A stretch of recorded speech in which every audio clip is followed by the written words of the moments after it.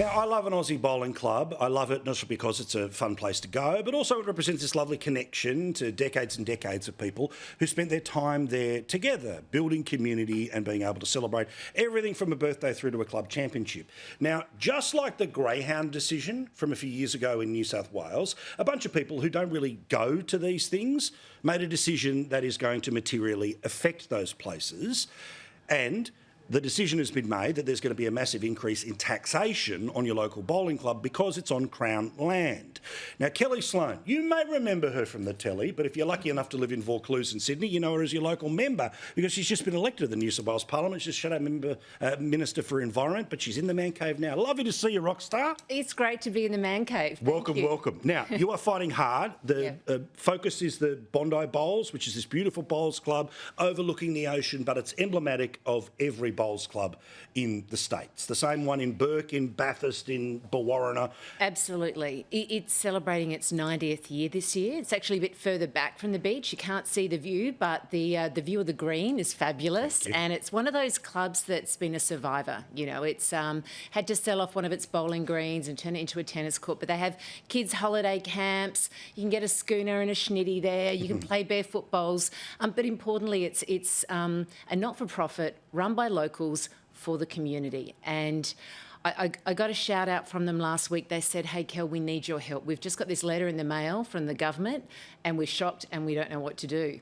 Because the decision seems to be that they're not a little bit, right? We're talking about single $1,000 worth of tax that they used to have to pay that's now becoming tens of thousands of dollars. Yep. Give me some of the examples here about what they've done either to that club or the other ones you know about. So Bondi Bolo, their rent was around the $22,000 mark. They've been hit with a hike of more than $70,000. So it's now up to $95,000. That's in one hit. Blimey. That's a letter in the mail saying, if you have any objections, get back to us within a few weeks. Like, done. So they're obviously they were quite shocked. When I started ringing around, I found out that Penrith Bolo had been hit with a 50k increase. In the Hunter Valley, in Stockland, in Seaforth, another club that doesn't have poker machines, right, either. So this is the thing. These are some of the clubs that are surviving without the pokies. They're doing the right thing by their community and they're being slugged by a government that's sort of changed the rules. Well, and again, you know, every government turns around and says, OK, what's the way that we can eventually get, you know, back to surplus, double this, or at least balance? I understand that. But it seems particularly targeted about what some smart Alex somewhere is going to think is, traditional Liberal voters, people of a certain age, only these certain people play. Rubbish, all right? Like literally from Balmain, the inner west all the way through, people love their bolo. They love their bolo. And I think this is one of those ones where I'm not going to ramp up the personal hits that I would normally do and put on the full size 9s with the steel toe boots. This is just one of those ones that can be fixed, should be fixed, because this money's not going to save the state. So losing this huge increase is not going to destroy the state either.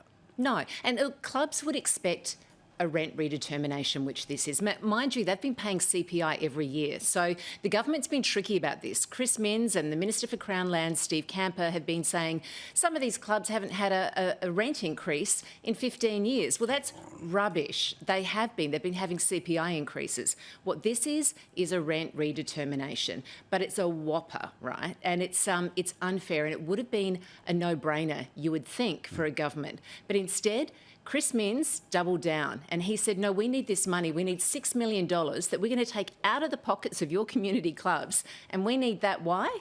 Because they need to build fire trails. Come on. And you say, rubbish. Hang on a second here. Rubbish.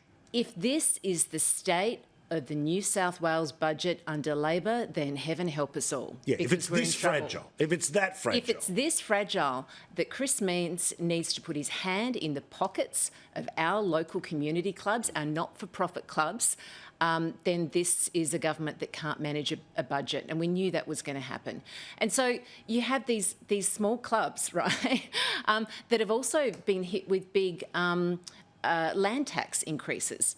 So the new rates that they're getting, the new rents, being pegged to land values, which have been skyrocketing, of course. So you look at Penrith, right? They get a $50,000 increase from the Minns government, thank you very much, but also another $30,000 this year in their land tax and council rates. Wow. $90,000 extra for a little community club with no material difference to their bottom line. Correct. And as you say, no poker machines or a vast number of them without the poker machines. She's a star. You knew it before, but now she's in the political arena. Kelly, we love you. We look forward to talking to you soon.